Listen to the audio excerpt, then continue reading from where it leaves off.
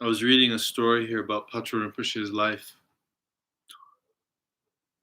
Here in Brazil, for example, because of the pandemic, there are a lot of people unemployed, and hunger is becoming an issue.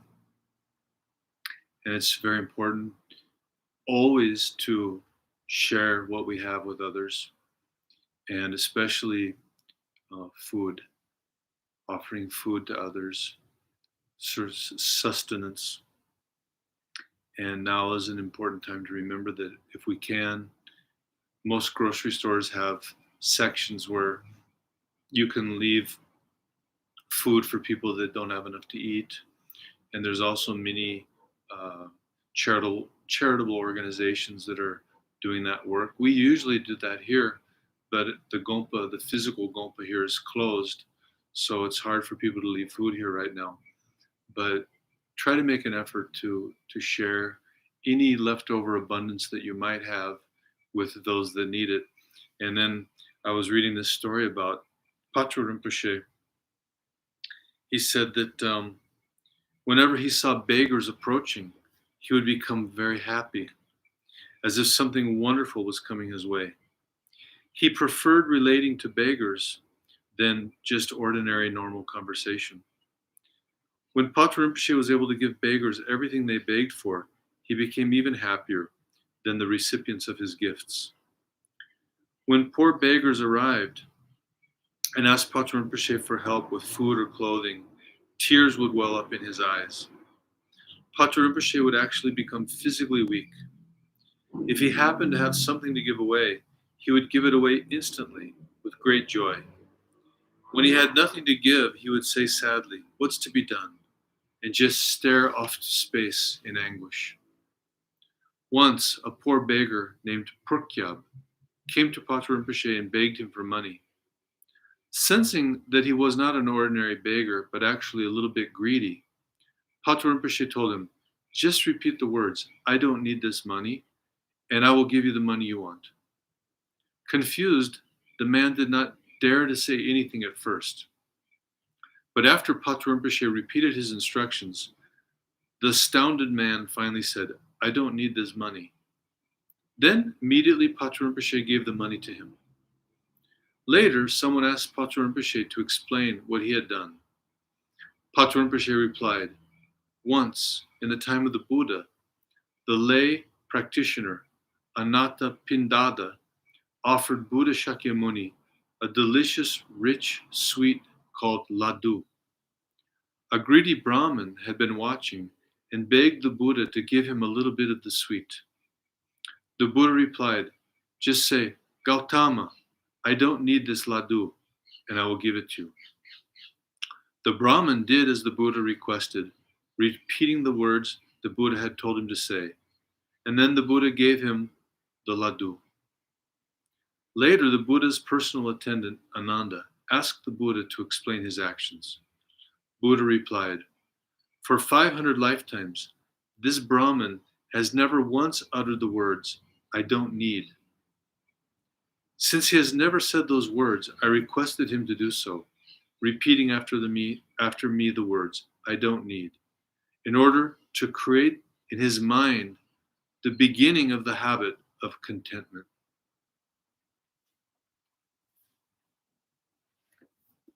So we're coming to the end of our Tara commentary teachings and reading.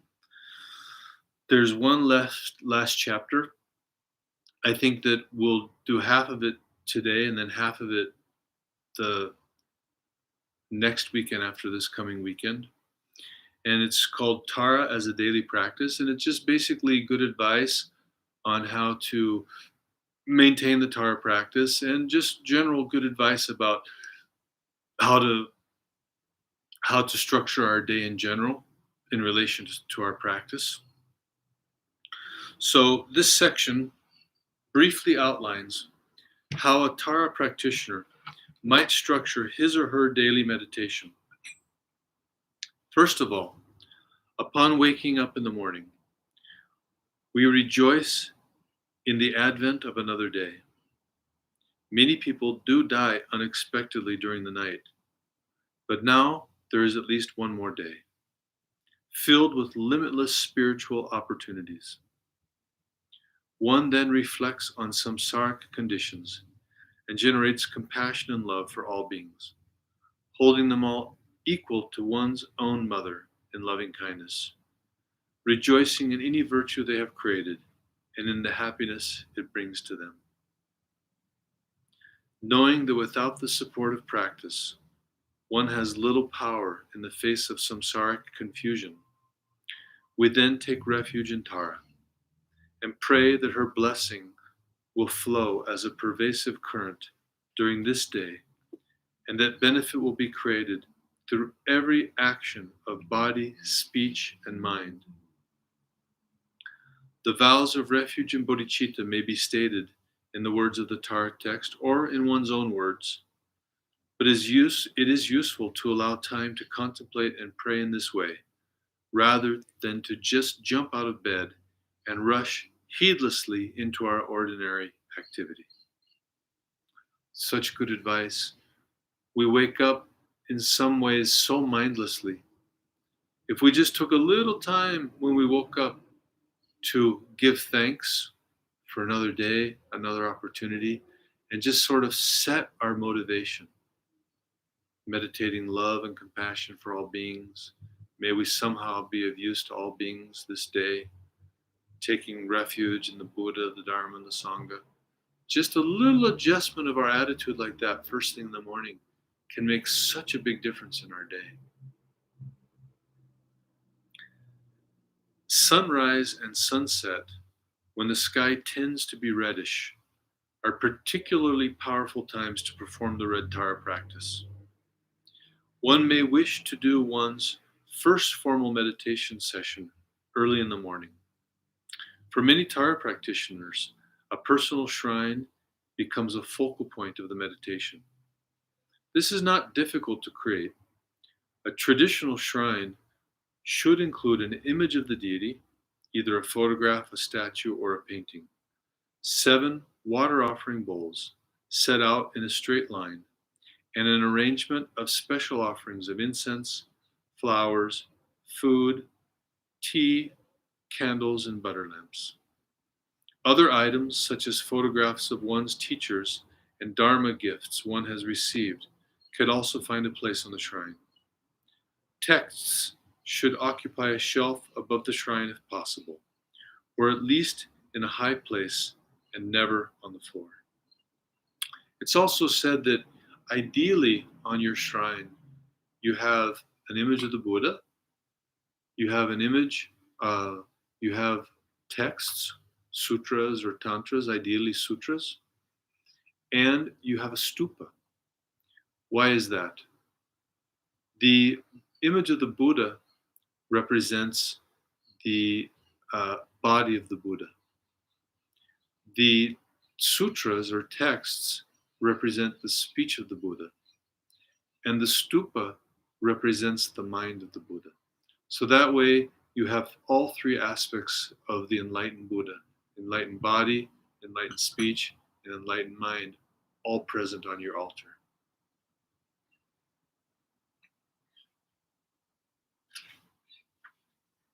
In the morning, we open the shrine by filling the water bowls from left to right. We light an incense and a candle. We also offer tea or alcohol and food in a small glass dish. It is best to make fresh tea and to keep a special bag of cookies or other food used only for this purpose. We then recite the 3 syllables Om Ahum and offer these substances without any limitation through mantra and visualization. The water is visualized as billowing clouds of pure offerings and qualities that are presented to all the Buddhas and Bodhisattvas, but particularly to Red Tara and her retinue of 20 Taras. They receive these offerings with great rejoicing, and their blessings shower down on the practitioners and all sentient beings. Similarly, incense is imagined to pervade the universe with a delightful scent that purifies sickness and obscuration and expresses the perfect discipline of the Dharma. The light of the candle becomes complete enlightenment. And when one offers flowers, they fill all of samsara and nirvana with their loveliness and with pleasure in their beauty. Food and drink are transformed into nectar, which have the quality of absolutely satisfying. During the day, we can add to the offering a bit of our own food and drink as nectar to all the wisdom beings before one partakes of them, and then imagine that they are returned as wisdom blessings and nourishment to all. There are many profound teachings on the nature of offerings, especially as related to Tara practice. However, the essential point is to make offerings with the supreme generosity characteristic of Tara. Such generosity creates a foundation of non-attachment and open awareness that increases the accumulations of both merit and pristine awareness. So many times we see the Buddhist path as a path of renunciation. And we have this image in our mind of monks that don't touch money, that don't have any possessions, that avoid any kind of wealth or possessions. And that's a completely valid and incredibly wonderful approach. But there's another way to practice renunciation, and that is through offering. So if things come into our life, we don't need to shun them or avoid them. We can actually receive them and then radiate them out in the form of offerings. So as we were talking about at the beginning of the practice, food. If we have an abundance of food, we don't need to throw it away or refuse it when it comes to us. Instead of that, share it, offer it. And then both forms of renunciation become a source of liberty, of freedom from attachment. It's nowhere is it said that it's harder to refuse or reject some kind of a sense object than to receive it and offer it. Either way, you are practicing non-attachment. In my mind, very much to the same degree. Sometimes it's actually harder to have something and let it go than to just not have it in the first place.